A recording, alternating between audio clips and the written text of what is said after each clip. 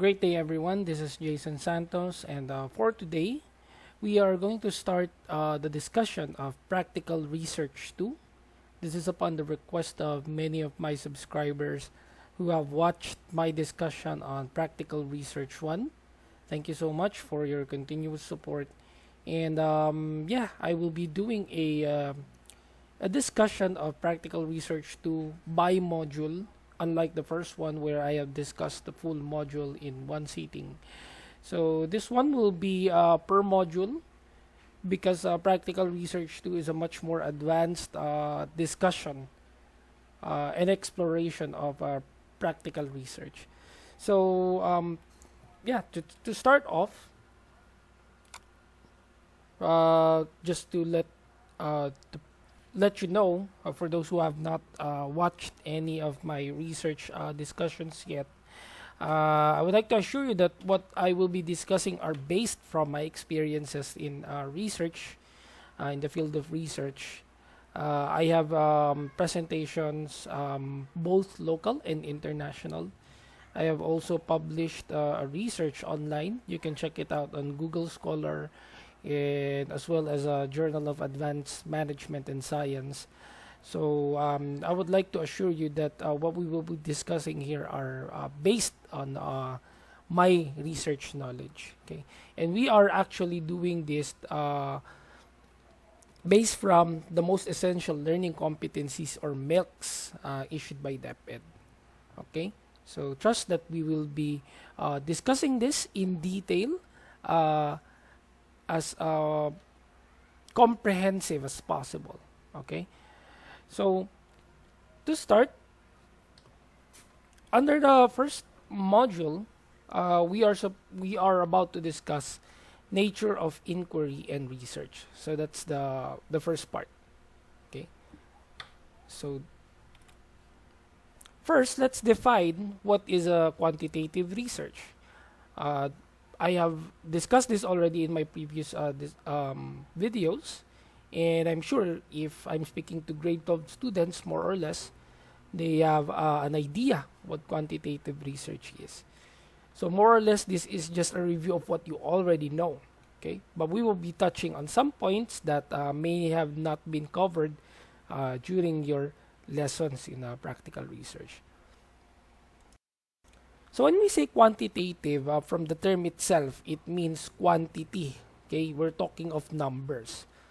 Okay, we're talking of numerical data. In Tagalog or in vernacular, numbers, numero. Okay, bilang. Okay, so quantitative research, it is the process of collecting, analyzing numerical data. So we're talking of numbers. And it can be used to find patterns and averages, make predictions, test causal relationships, and generalize results to wider populations. Quantitative research is the opposite of qualitative. So again, we have discussed the difference of the two in our practical research 1, right? So when you say qualitative research, you are not focused on the numerical side, but rather on the qualitative aspect. Okay, you're trying to get the essence, or you're trying to get data which are simply non-quantifiable, or in Tagalog, hindi mo kayang bilangin. Okay? It involves collecting and analyzing non-numerical data like text, videos, or audio. That's why if you will be doing a qualitative research, oftentimes than not, the method of data collection is through an interview. Okay, you will be interviewing the person to gather data. Whereas when you will be using quantitative research, you will use a questionnaire. Okay, because you have to count, you have to process the data and apply statistical inference on that data. So quantitative research is widely used in the natural and social sciences like biology, chemistry, psychology, economics, sociology, marketing, etc. and etc. So, napakalawak ng application of quantitative research. Practically any field that takes advantage of data through numbers. Okay? When we also say quantitative research, it uses scientifically collected and statistically analyzed data to investigate observable phenomena. So, we are gathering data. Okay? Kumukuha tayo ng data, and then out of that data, we are trying to process it statistically, trying to check what is there a phenomena, or is there something that we can make out of these numbers? Kasi, again, when you say numbers, black and white, it does not have meaning. Okay? It's just purely numbers, zeros and ones. But out of that number is a person, someone who processes the data and gives meaning and tries to understand it. Okay? So that's where the quantitative research plays a significant role. Okay? A phenomenon is any existing or observable fact or situation that we want to unearth, makita, madiskubre, okay? Further understand. Okay? Bakit mas maraming matanda sa Japan? Bakit mas malaki ang ratio ng female over male in Russia? Okay? Bakit mas maraming mga bata at sobrang matanda sa Africa? Why is there a gap in the Middle Age? Okay? So, those are just some of the examples that you try to understand. No? You look at the numbers, bakit ganito yung sinasabi ng data? What does it mean? Yan. So, it is scientific for the fact that it uses a scientific method in designing and collecting numerical data. Then, once the data is collected, it will undergo statistical analysis. So, dyan papasok yung statistical application. Oftentimes, it's placed in Chapter 4. If you're following an IMRAD format, it's going to be in the methodology. Okay. And then some of the common statistical tests that we use are Pearson R's, t-test, analysis of variance or ANOVA. Okay. We are going to go in detail with these items further down the line when we complete practical research too. Since data is analyzed statistically, it is imperative that the data obtained must be numerical and quantifiable. Again, quantifiable, nabibilang, okay, in quantity. Hence the name quantitative research. So, just to give you a quick summary or a glimpse, para makita natin yung difference between a quantitative and a qualitative research. Okay? When you're shown a research, when you say quantitative, it's numerical. When it's qualitative, it's categorical. Okay? For example, of numerical or quantitative research, the number of COVID patients. Yan, every day we are given data by DOH, by IATF, how many people have had the sickness. Okay? So yan, nabibilang? Yes. In fact, puro numbers ngayon makikita natin in the internet, social media, etc. When you say qualitative, okay, categorical. Yes, there is a rating, but this is something that is subjective. Okay? Yung happiness ko may not be your happiness, vice versa. Okay? And syempre, para ma-compute mo to, in order for you to be able to categorize them, kasi we're talking of categorical data, you are going to use a rating scale. Okay? Next, height and weight of grade 12 students. This is something that plays numericals, okay? Numbers, height and weight. Qualitative, emotional state of pwede rin grade 12 students. Okay? Can you count them? Can you count the emotional state? No. We are talking of categories. Are you depressed? Are you happy? Are you feeling emotional? Are you angry? Categories. Okay? Quantitative, profit and losses of business. Of course, you're talking of numbers. Kita, mataas, mababa. Okay? Qualitative, customer satisfaction among businesses. Yan. While there is a customer satisfaction rate where the rating is translated into numbers, customer satisfaction can also be in the form of stars, no? Diba? When you order online, no? Give me 5 stars, give me 4 stars. Okay? Give me a positive review. Okay?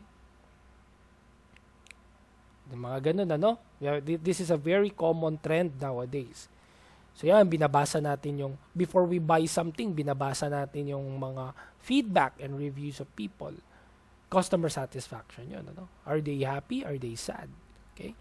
Distance between two cities, of course. This is quantitative. You're talking of distance, number. And then qualitative, your example would be different lockdown measures among cities. So yan, magkakaiba yan, ano? Some, let's say you are in NCR plus, you can only travel within the bubble.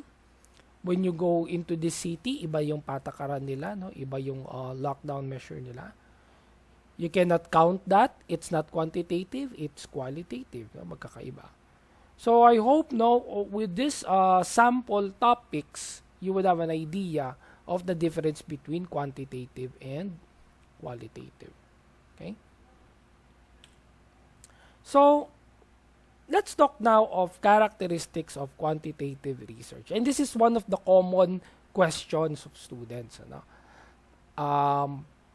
Ilan po ba yung sample? I have discussed this in practical research. One, that you have to ask this with your advisors. Okay? Because sometimes there will be cases wherein they will give you a higher sample size, a lower sample size, or they are going to follow convenient sampling because of the current situation. Let's say you're on lockdown, hindi ka pwedeng lumabas, you don't have enough finances to carry this out, so binabawasan, ano? That's understandable, okay? But if you want to be precise, and this is something that I could recommend, you can go to this website.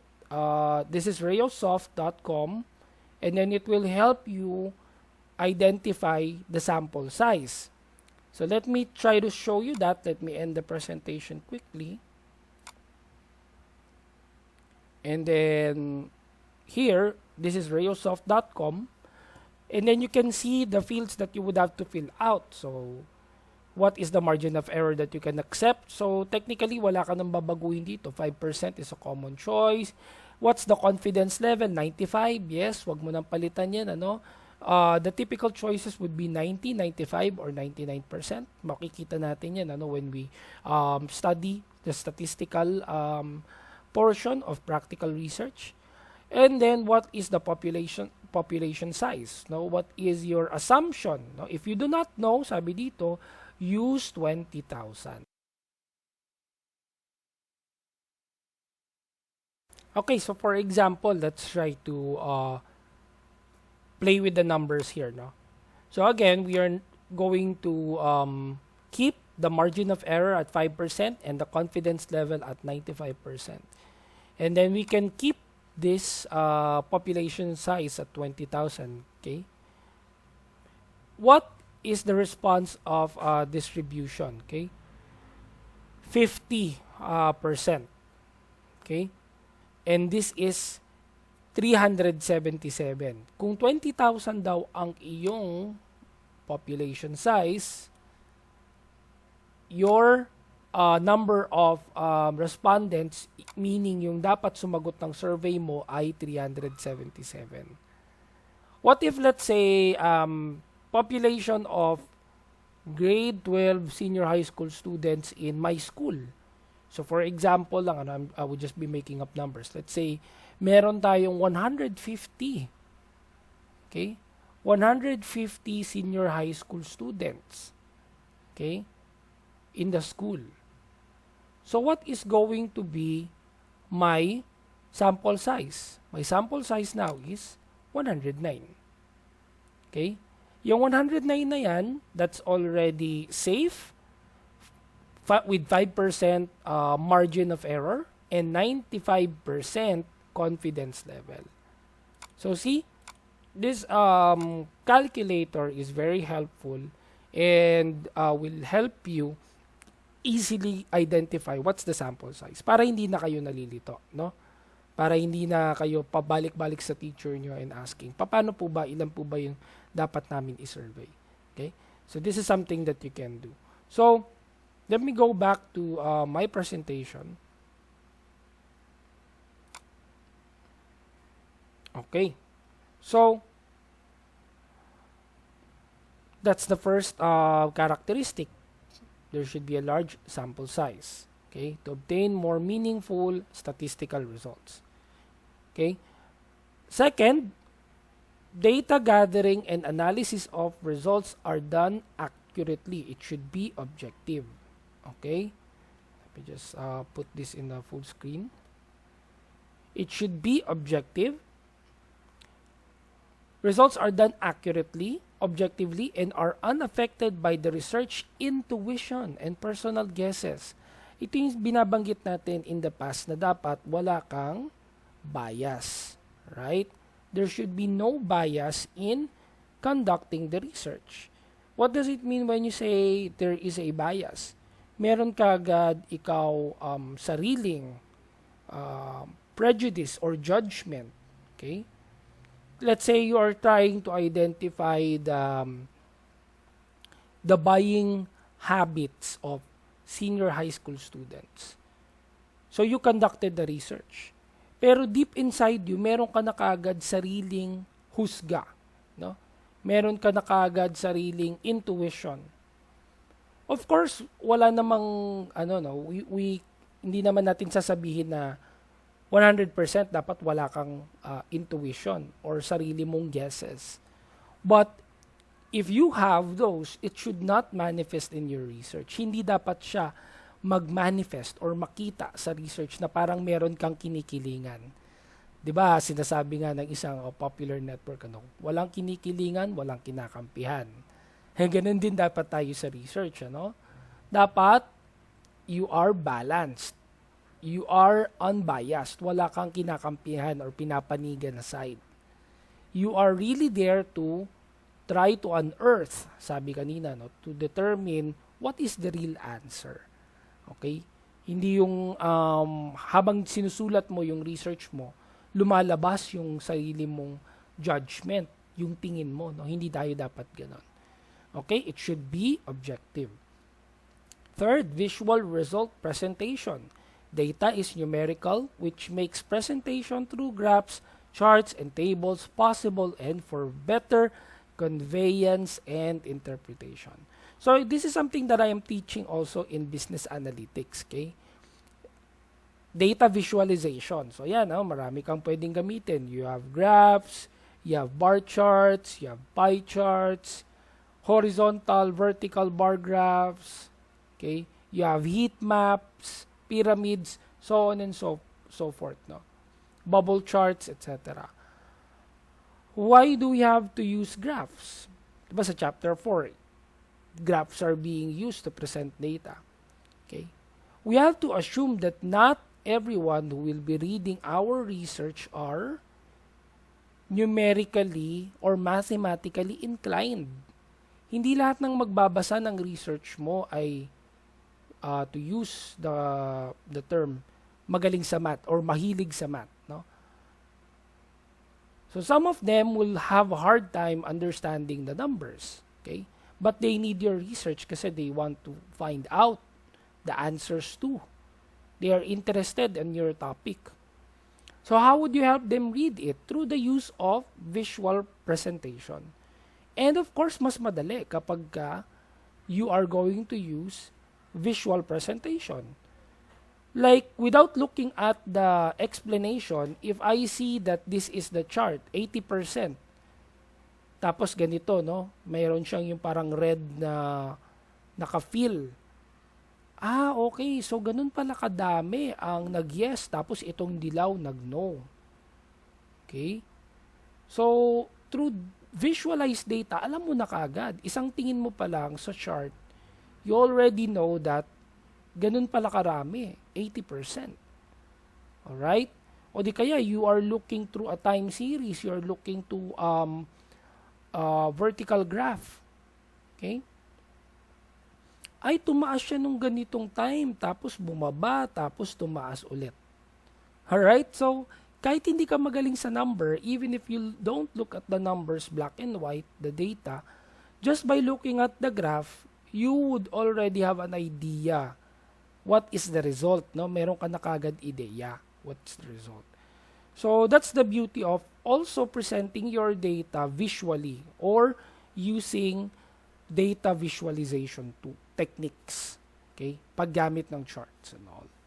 For example, sa America, when they vote by states. Okay? So, makikita mo kagad, ilang states yung bumoto for this candidate and ilang states yung bumoto for that candidate. Right? Kaya nga sa Pilipinas, di ba, meron tayo sinasabi, partido ni ganito yung ganyang lugar. Right? Meaning, marami ang bumoto sa kanya for that place. Okay? So, that's another example. So,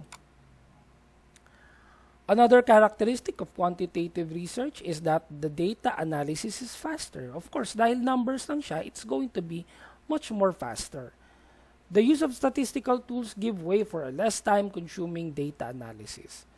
The fact of the matter is, quantitative is easier as compared to qualitative because with qualitative, you don't have numbers, you have data that cannot be counted. So talagang it's going to consume time in order for you to analyze data.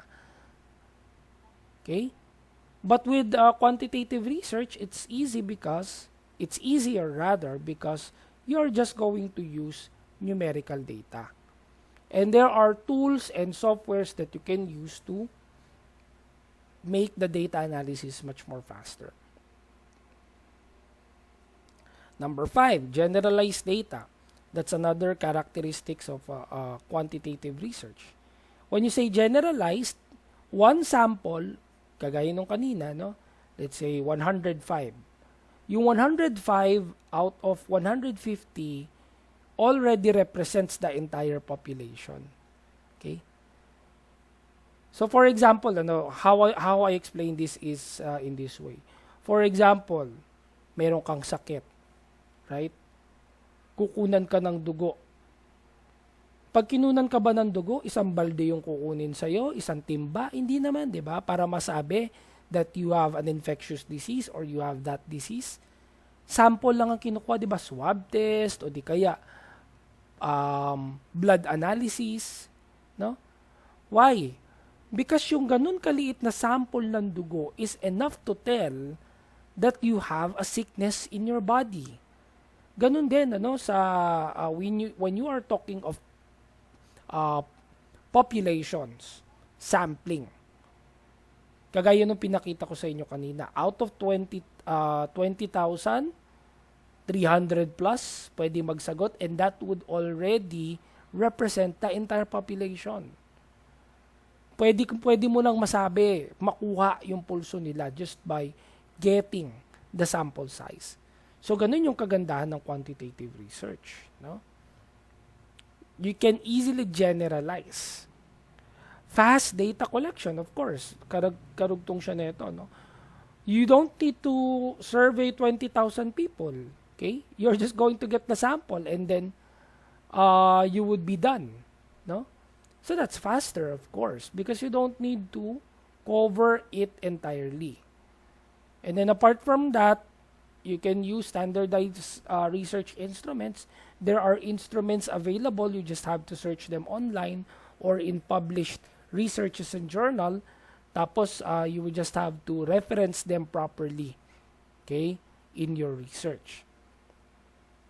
Next, reliable data. The data is taken and analyzed objectively from a sample as a representative of the population, making it more credible and reliable. No? So, when you talk of quantitative research, since you're talking of numbers, reliable siya. And it's going to help people in the government to make policies, decision makers, again, people from the government, administrators, so on and so forth.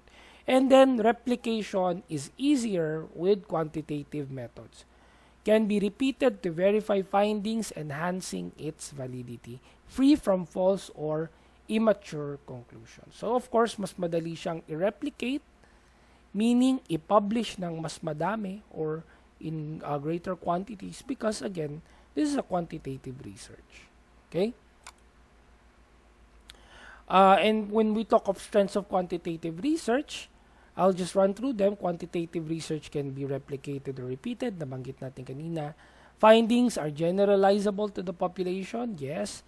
Conclusive establishment of a cause and effect. Causal, numerical, and quantifiable data can be used to predict outcomes. Fast and easy data analysis using statistical softwares. You can use SPSS. You can use Excel. Napakadaming pwedeng gamitin. Fast and easy data gathering, very objective, validity, and reliability can be established. And then finally, let's go to the kinds of quantitative research. So, alam na natin what quantitative research is all about. And alam natin yung difference niya from a qualitative research. Okay?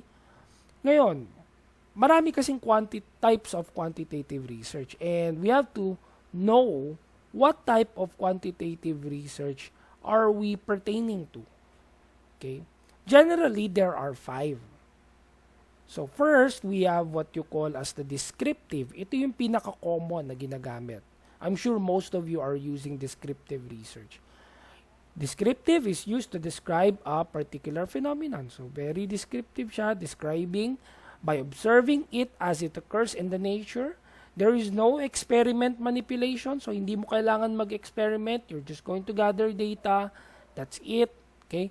And then the researcher does not start with a hypothesis. So your hypothesis is not required. In fact, some research now no longer use hypothesis. Okay? Just assumptions. Okay? Because again, we are trying to eliminate bias from research. Okay? The goal of descriptive research is only to describe the person or object on the study. From the term itself, descriptive, yun lang yung goal niya. No? So, ano yung example niyan? The determination of the different kinds of physical activities and how often high school students do it during the quarantine period. So yan, example yan ng isang descriptive quantitative research. Why? So you're going to describe what are the different kinds of physical activities and how often. Gaano kadalas. You're talking of frequency. How often. So, very basic, descriptive quantitative research. Next, we have correlational. So, what does it mean when we say correlational? From the term itself, relation. You are looking for a relation between a dependent and independent variable. There are 2 variables. Okay? Identify the relationship between the variables. Data is collected by observation since it does not consider the cause and effect. And for example, the relationship between the amount of physical activity done and student academic achievement. So yan, you have a dependent variable and an independent variable. And you are looking if there is a relationship, if there is a significance, is there an impact, is there a cause and effect. Okay? The relationship of teenagers' sense of humor with positive psychological capacity. So this is an example of quantitative correlational research. So sasabihin mo, bakit sir? Asan ang numbers dyan? You're going to count the number of teenagers. Ilang teenagers daw na merong sense of humor ang merong positive psychological capacity. So you're going to quantify them. And you're going to look out of the 100 teenagers na merong sense of humor, ilan sa kanila ang merong positive psychological capacity. Pag marami yung nakuha mo, there is a significant relationship. Kapag ka mababang number, there is no significant relationship. I hope naiintindihan din yun. That's an example of a quantitative correlational study. Next, ex post facto. From the term itself, post facto, after the fact. Okay? Post facto, is used to investigate a possible relationship between previous events, historical events, and present condition. Ikukumpara mo siya sa present. Historical, you compare it to the present. Okay? The term ex post facto means after the fact looks at the possible causes of an already occurring phenomenon. So yan, example ng ex post facto, yung common nowadays na because of the lockdown, the pandemic, what happens with teenagers? They're feeling depressed. They are having emotional issues, emotional breakdowns. No? Yan, example yan ng ex post facto. Okay? How does the parents' academic achievement, nakaraan yan, achievement ng parents, affect the children's obesity? May kinalaman daw ba yung parents' achievement? Pag mas mayaman ba yung parent, mas obese yung bata? So on and so forth. Okay? Yan, example yan ng ex post facto quantitative research. Next, quasi-experimental. It has cause and effect relationship of variables. It also has lesser validity due to the absence of random selection and assignment of subjects. In the field of research, pag sinabi mong quasi, it means almost but not. Okay? Almost but not. Halos pero hindi pa rin. Okay? Ano yung halos? Halos experimental na siya but it's not 100% experimental. Kaya ang tawag ay quasi-experimental. Ano yung example niyan? The effects of unemployment on attitude towards following safety protocols in ECQ declared areas. So yan, you are going to talk of the effects of unemployment and into their attitude. Okay? So, why? Is it going to be an experimental study? Yes, of course, because it might require for you to do sets of research or subjects with different backgrounds, Kasi hindi naman lahat ng areas pare-pareho ng ECQ protocols no? At hindi lahat ng areas pare-pareho ng employment and unemployment rate. So it might require you to do a quasi-experimental, meaning you're going to do an experiment, okay?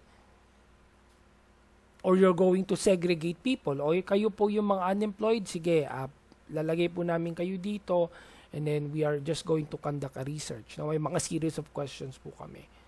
Yan, So that's quasi-experimental. And then finally, the last example of a quantitative research design is experimental research. Okay? Like quasi-experimental, it is used to establish the cause and effect, relationship of two or more variables, and the designs provide a more conclusive result because it uses random assignments of subjects and experimental manipulations. So, ito, 100% you are going to do an experiment. Okay? Example, a comparison of the effects of various blended learning to the reading comprehension of elementary pupils. Is this experimental? Yes. Why? Because you have groups of pupils, group of students. And then, ang gagawin mo, mag-a-apply ka sa kanila ng iba't ibang blended learning and reading comprehension strategies. Ano-ano ba yung mga magiging epekto sa kanila? And you are going to compare the effects.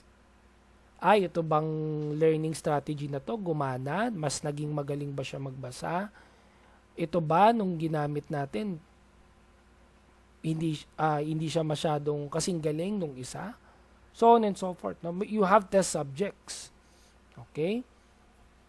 So all of these things are examples of quantitative research.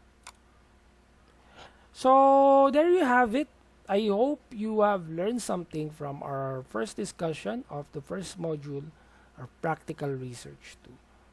For more videos like this, you can go ahead and check my playlists. I have many lectures from different business subjects.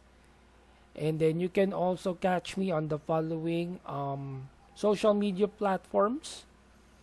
And with that, thank you so much for continuously supporting, watching, and to God be all the glory. See you on our next discussion.